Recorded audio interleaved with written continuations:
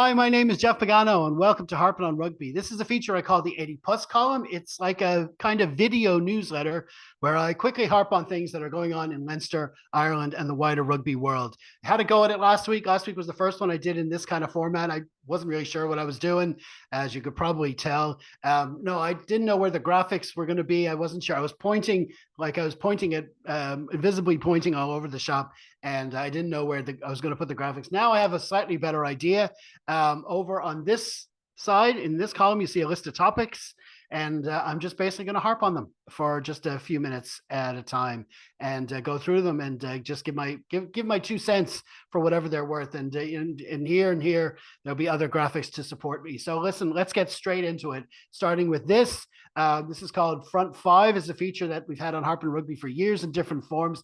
Basically, I just pick 5 articles from the internet and sometimes comment on the reporting itself, but or the reporting, the style of media presentation, and also give a few thoughts on the topic itself. So the first one this week, I want to give a hat tip to our contributor, Kino Muller, also known as Rugby Kino. He pointed me to this one. This is from Matt Hughes at City AM. The headline reads, Six Nations facing compensation fight over 800 million deal snub. Now, I'm just reading about this now. The quote is the quote I've chosen is: the Southern Hemisphere unions are particularly unhappy with France and Ireland, whose reluctance to sign up led to the Six Nations blocking a deal worth 200 million pounds. Now, this is interesting. This is all this talk about the new season, the new calendar, the new competition, Nations Championship. They're proposing some kind of a playoff between the Six Nations and the Rugby Championship, and it was supposed to take place in Qatar. Now, obviously, I wouldn't be too thrilled about that. There's the whole sport washing element to all of that. And to be honest, I was expected this to go through. So I'm surprised to hear this news. I'm just learning about it. It's basically what they're saying is rather than have 6 games played in Qatar, sort of a playoffs kind of deal, they want to have just a championship match played in Europe. Obviously, there's benefits to that as well for Europe, so it's not surprising that it was blocked. But it was interesting that it was France and Ireland that blocked it. It was sort of the article says, ironically, says that there are divisions within the Six Nations, which I thought was interesting. Is there promotion and relegation between those divisions? No, but seriously, apparently, it was France and Ireland were against this, and they would rather there was a 1 game played in Europe. But the English and the Welsh, they were more, the Scots were more into this kind of deal. Obviously, it's very lucrative money wise, but there's other elements to it as well. I think the thinking is a lot of people travel. They would rather, they'd rather obviously stay within Europe to do it. But the other thing to consider is what's happening in the Southern Hemisphere, particularly Australian rugby. They badly need the cash injection that would come from something like this. So I suppose I can see why they'd be a little bit annoyed, and they're starting to talk about, maybe possible compensation if this doesn't go through. So there's a lot more twists and turns to go to this story before we see what happens. But basically, if this means that we don't start seeing big rugby, important, significant rugby tournaments taking place in Qatar the way they did in football or they do in other sports, that is in effect a good thing. But like I say, a lot's going to happen down the line. This article is only just broken in the morning as I'm recording, so we'll see what happens down the line. Okay, on to my second story. Now, just to set the scene for this one, I've been following the Olympics sevens, rugby sevens, and we'll talk a bit about them later. But in my mind, that when that was finished, when those 2 competitions were finished, that was officially for me the end of the rugby season, finally, right? But the thing about that is a little email popped into my inbox just the other day, and it was for this article here, which the headline reads, Tanya Rosser announces Leinster's women's squad for 2024. And I'm like, what now? Now, I've said it many times. I love women's rugby. I love supporting women's rugby. I want to support Leinster rugby, the women's team. I want to support the Irish women's team, and I always do. And I'm delighted to watch them play. And I will watch them play. When this competition comes along, I'll probably be watching. And I'll probably be tweeting about it and all that stuff. But I'm like, in my mind, this is next season. starting already. It's not a continuation. This is called the 2024 because the way the Irish Interpros work. And Tanya Russell, she's getting down to the job, and they're the reigning champions, and I wish them all the best. It's just a shame that it's just in this short window of 4 or 5 weeks in August, when everyone's kind of winding down from the week in, week out of URC matches and Champions Cup and Six Nations and all this kind of stuff. That hectic rugby season, you need a break from that, and it's hard to get support for it as well. But it's also, I mean, I think Tanya herself did this kind of tweet after winning the title last season. She's like, well, that's me done. See you next August. And that's basically the way that it goes at Interpro level in women's rugby here, which is a shame because the interprovincial brands, all four of them are strong. And, you could get a lot of backing between them if they could just play more matches during the year. Hopefully in the women's game, this Celtic challenge that's slowly gaining momentum. I think it's coming into its third or fourth season coming up now. They play that just after Christmas. Ireland put one team in the first season. I think they put two teams in the second. Now they've got the Clovers and the Wolfhounds. They're sort of hybrid teams between two provinces each. Hopefully they'll get to a stage where they can put all four provinces in there and give them game time in the lead up to the Women's Six Nations, and have a proper competition with games against Scottish and Welsh teams, and maybe other countries as well can get involved. And that will sort of build into a kind of a URC equivalent Pro 12 or Celtic League, whatever you want to call it, equivalent at that time of the year. So that Leinster, if you get the job of Leinster women's rugby head coach, which should be a really prestigious position, you'll actually get a decent amount of games during the year for your team to actually play. So we'll see how that pans out. But listen, best wishes to Tanya and the girls for the new campaign. And even though I'm saying I'm taking a break or whatever, when you guys are playing, I'll be watching. So that's that. So best of luck to them. Now we move on to our third article, which comes from Rugby 365. Now this is an interesting one. The headline reads, World Rugby to tweak calendar in wake of Olympic sevens high. Now, I don't know if this is ever going to actually happen, but just to give my 2 cents on this concept, I think the idea is that the rugby sevens went down so well, and then you have such great performance. I mean, the French won the men's, and obviously Antoine Dupont being involved played a big part in that. So it did what it did exactly what it was supposed to do with him being involved. It raised the profile of rugby. It raised the profile of the sevens. It further proved that he's the GOAT. There's no question of that.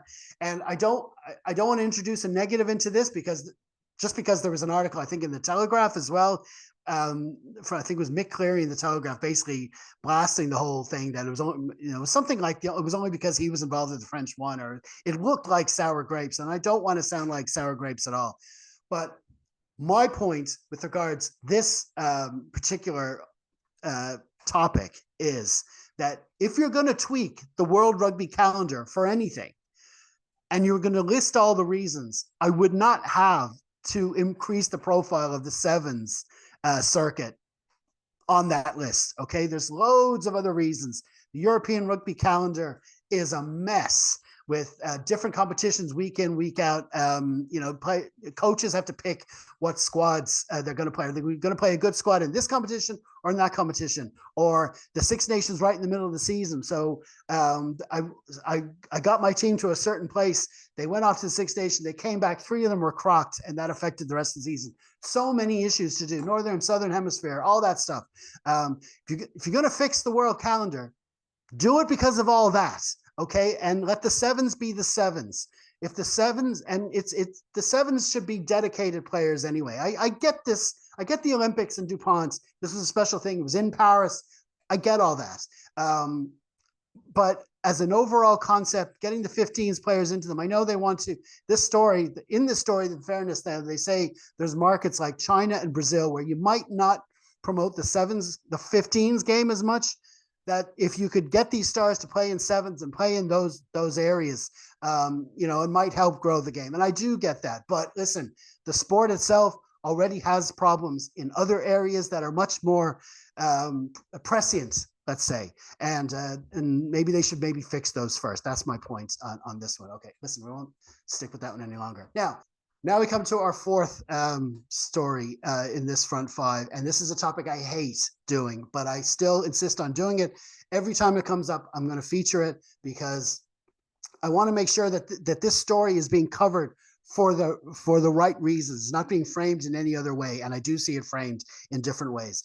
This is an article that's on ruck.co.uk, and it's part of our feature that we call Hogwatch, and it's the latest saga concerning Stuart Hogg, who retired and then came back because he's basically got legal issues. Okay, and it's the coverage of those legal issues that I want to stress, and it's the fact that he's coming back and playing rugby. He's signed for Montpellier. He came out of retirement and all that stuff. Now, the headline reads in this particular article: things go from bad to worse for Stuart Hogg as his old business goes bust. Okay, but the quote is what I want to highlight because I don't want any attention taken away from what is actually going on with him at the moment. Stuart Hogg is set to stand trial in September for alleged domestic abuse. It is important to note that Hogg denies all charges. That is the focus. And to me, that is his life right now. I believe, and I stress that second part, he denies it. So he gets his day in court. But what my opinion on this is that he should lay low while this is happening. Professional rugby is an entertainment business, right? So you love to say, oh, well, he's doing his job and he's working and he's doing all this. And I do get that, but it's also entertainment, and what's going on off the pitch can't help but affect what's going on it. So if he has his day in court and he proves himself and he believes he's going to be innocent, that's fine. But my opinion would be to lay low until then, stay out of the public eye, don't play rugby. He'd already retired. He could have stayed. He could have laid low, but he's chosen to come back. And there's been articles out there saying, oh, he's coming back to play for Montpellier. And it wouldn't even mention, or sometimes it would say, oh, he's got this nuisance of a lawsuit or things like, framing like that. He's got these charges. He should focus them. September isn't that far away now. My opinion would be stay, focus on that, then look at your public life. Now, he did a tweet online. He replied to it. There's what did you call it? A character on X called Graham Love, Scottish guy, really funny, really funny account. Always does loads of funny tweets. He did a tweet, and Stuart Hogg himself replied to it, saying basically, you don't know anything about me, blah, blah, blah. Keep believing the papers, blah, blah, blah. Still not a good idea. Lay low, man. Say nothing. Stay away. Try to stay out of the headlines. I'm not saying I'm happy his business went bust, but it just seems that every other day, every week, there's another story to do with him when he shouldn't be anywhere near the headlines at all until this goes to trial. And then we can determine what's going on and what happens with his future. That's my opinion. But I'll keep this feature going every time I see it, and because it's just I can't believe it's ongoing, and then we'll see what happens when it comes to the actual trial. Okay, enough about that. Clickbait of the week is our fifth and final front five article. We pick one where they've obviously gone with the headline to get you to click. I don't always think that's a bad thing. That's one of the reasons why I have this feature, clickbait of the week. Sometimes it's good clickbait, sometimes it's not so good. This one isn't bad. Okay, this isn't the worst. Okay, this is from balls.ie. It's Owen Harrington. The headline reads, ex-All Black highlights area Ireland are far ahead of New Zealand. Okay, so that gets you going. Ooh, okay, I wonder who the ex-All Black is, and what area is this that Ireland are far ahead of New Zealand? Now, what I do is I burst the bubble with my quote, because the quote gives away the information that the headline's trying to hide. That's why I'm trying to get past the clickbait. Sometimes I think your article should be enough to, you say, listen, you come read my articles. I shouldn't have to reel you in by a headline, but anyway, listen, that's probably an old school kind of thinking. But anyway, the quote gives away everything. Justin Marshall believes Ireland's performances in South Africa showcased a major gap in creativity between them and New Zealand. Now, obviously, that's an interesting thing to say. Maybe he's being a bit, he might be being a bit cute there ahead of us playing New Zealand in November, but still, it's an interesting article. And it's an interesting topic, and that article should be okay on its own without all the misleading in the headline. But anyway, that's my clickbait of the week, and that is my front five. So we'll leave that section there. Okay, now at this stage of these videos, we usually do the wrap of a wrap. So in other words, I basically give a few more notes on our last wrap pod where we featured, went back over the latest Leinster-Ireland match. Obviously, this week there was no wrap, but here I'll tell you about one last recording we are doing. Now, I'm recording this on July 31st, 2024. And back on July 31st, 2023, we published a pod titled Season 5 Premiere. It was a week before Ireland's first World Cup warm-up, so I kicked off our new season's of pods by chatting to Kigo about what lay ahead. So I guess all that leaves us to do is to record a Season 5 finale. So we're going to do that on Thursday. We're going to make that recording on Thursday. We're just going to quickly just have a little chat, going back over the season, how we feel, what's good, what's bad, Leinster and Ireland, how everything went. And we'll post that probably Thursday evening or maybe on Friday. So look out for that, and that's coming. Okay, next up, we have Troll Patrol. This is a feature where we detain a social media commentator and we charge them with trolling online for basically trying to gaslight or basically just being a bollocks, I guess is what is the best way of putting it. What I was going to do, I was going to do a TikTok by the guy who hosts the Egg Chasers podcast. I can't remember what his name is. He did a video after Ireland went out of the Rugby Sevens, where he basically said, "Oh, Ireland went down in another quarterfinal." Oh, very original. It's funny. It's, Great Britain weren't even in the damn thing, I don't think. But it was just interesting that he did. That's such a lazy attitude. But anyway, I was going to do that, but then Ewan McKenna came along and said, "Hold my beer," or whatever they drink in Brazil, where he lives, apparently. So yeah, Ewan McKenna. I mean, if you don't know who he is, or his history of observations of Irish rugby, you're probably better off. But this section is for calling out trolls. So I kind of have to mention him because he wins it hands down this week. Earlier in the week, he posted this tweet of Irish Seven superstar Amy Lee Murphy-Crowe, who, in my mind, made an incredible attempt to stay and play in this particular instance. Yet to Ewan's eye, she apparently looked funny as she hopped along the sideline and into touch. Now, to be fair to him, I'm not so sure his intention was to mock a female player in particular. I'm not so sure the gender mattered at all. I reckon he's so keen to have a go at Irish rugby, he didn't even stop to think that this could be taken as having a go at the women's game.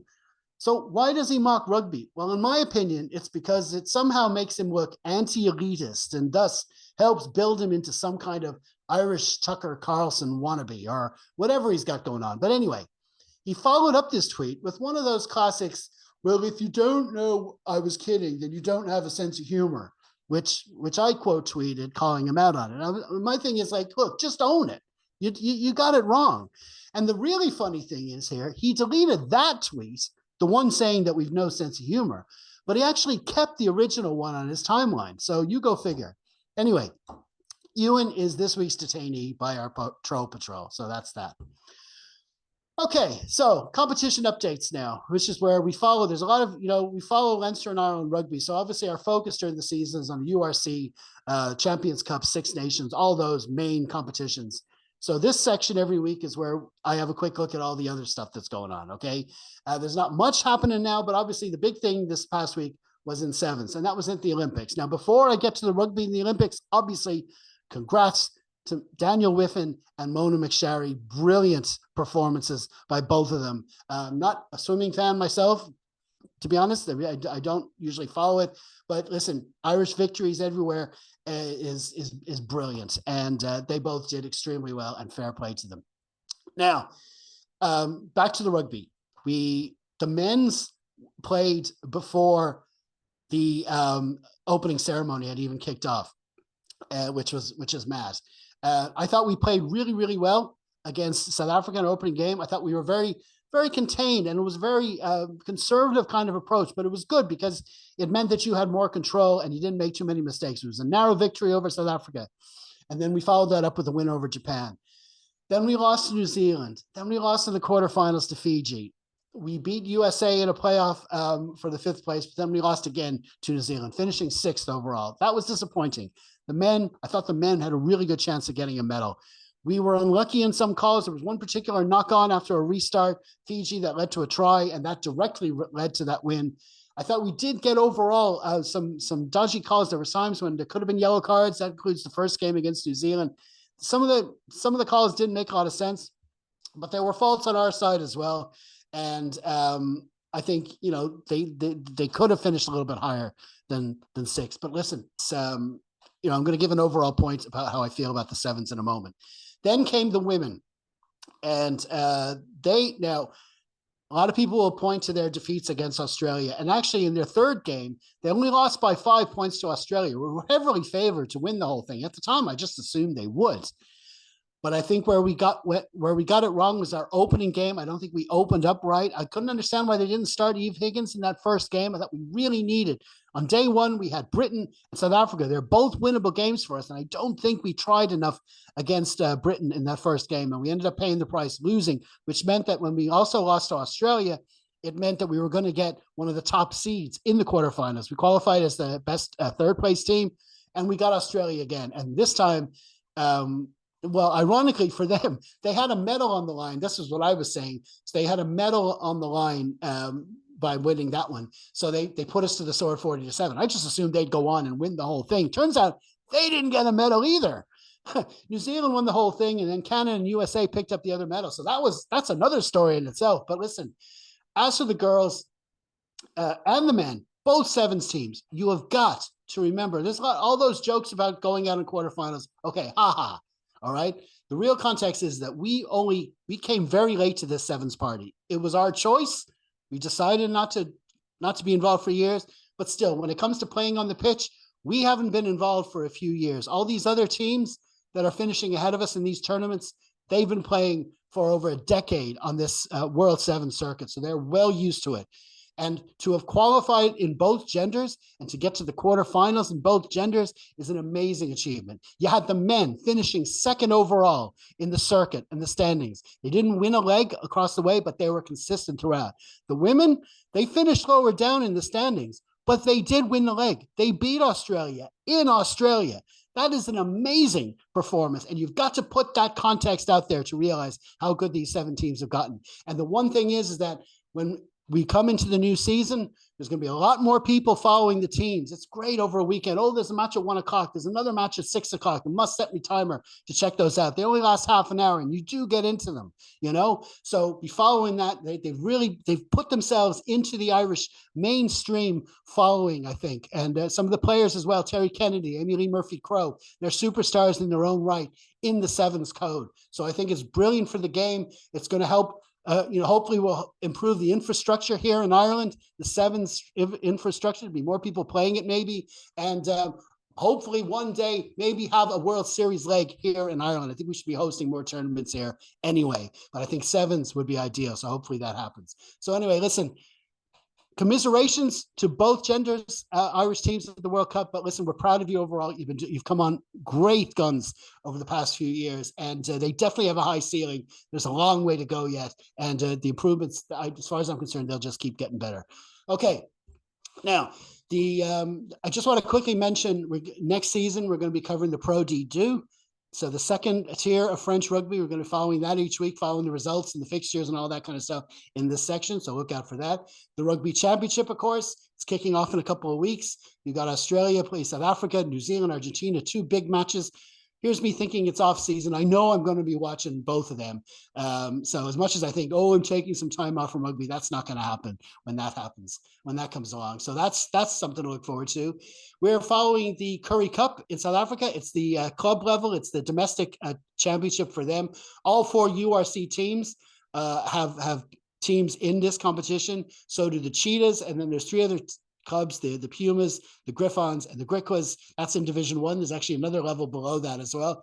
There are very high scores this week. I don't know what went on there. The Griffons have been getting big defeats recently, but they only just narrowly lost to the Cheetahs. Pumas racked up 66 points. The lowest scoring team was the Lions, got 22. And then the Bulls won the big derby against the Stormers team, Western Province. So the Bulls still lead the competition with 18 points. Cheetahs and Pumas just behind them on 15, and the Lions in the other playoff spot on 13. Next week, probably the big match there is obviously the top two. On Friday, Cheetahs play the Bulls. So that's might be worth checking out. Okay, that brings us on to Major League Rugby. And again, I say every week I'm gonna watch these games live or even watch them back without knowing the score. I just don't get the chance. I just haven't had the time. But apparently, both semifinals, or well, they're the conference finals. They're effectively the championship semifinals. Were very close affairs. Chicago had a great season overall. Now, Dave Carney didn't feature in either of the playoff matches. But Luke Carty and Nick McCarthy did. They're starting, and they came very close to the reigning champions, New England. But New England had the home advantage, and they finished on top, so they go into the final. And they will play Seattle, who came very close, and Dallas, who finished in fourth place in the West, but beat the top-seeded Houston, who had the best record in Major League Rugby. They beat them in the quarterfinal, came very close to beating Seattle in the semifinal, but the Seawolves came out on top there, the 2019 champions. So they will play New England in next weekend's finals. Hi, it's always the way. I finished recording, put all the recording equipment away, and there's a bit of news come in. There's a press release in my inbox. So I'll just add this in at the end somewhere. I won't try to do a clever cut or anything. I'll just pop in just before the end of the recording. It turns out that Leinster are playing Munster at Croke Park in October. Now, we probably knew that anyway. All of our home matches are going to go to the Aviva, so there was always a chance they'd move the Munster fixture to Croke Park. A very good chance of selling it out. So that's in October. I think it's our second home match of the season. It's a good thing, obviously. We enjoyed playing in Croker the last time, and of course we really enjoyed playing Munster in Croker the last time we played them there. It's a 5:45 kickoff, which means it'll be October. It'll be 7:45. It'll be a bit darker in the evening at the end of the game, going around, people getting home wherever they're going. But and I know that there were some issues. Some people had switched their tickets to a premium ticket. They tried to get a better seat, and it ended up not being the same experience. But overall, it's a good thing playing the Croke Park and playing Munster. It's going to be a big occasion. It's going to be huge for Leinster. It's going to be huge for Munster. It's going to be huge for Irish Rugby. It's going to be huge for the league. That's going to be a big, big game, and it's going to be really well hyped. So looking forward to that. So I just thought I'd add this little bit in just in case you thought I didn't talk about the news in the actual recording. So back to my closing bit. Okay, so listen. We're going to leave it there. Like I said, we've one more pod to record. We're doing that on Thursday, and I should have it published by Friday. Then we're taking a break of sorts. Like I said, I still plan to do these videos over the next few weeks to keep up with things, but no more pods. I might even stay away from social media as much as I can for a while, just for some peace of mind more than anything else. But I'll still be following the Women's Interpros and the Rugby Championship. I mean, I can't completely contain the rugby addict in me, you know yourself. But anyway, I hope you'll keep tabs on all our social media feeds. And wherever you are in the world, be sure to enjoy your rugby. Stay safe, everyone. Slán.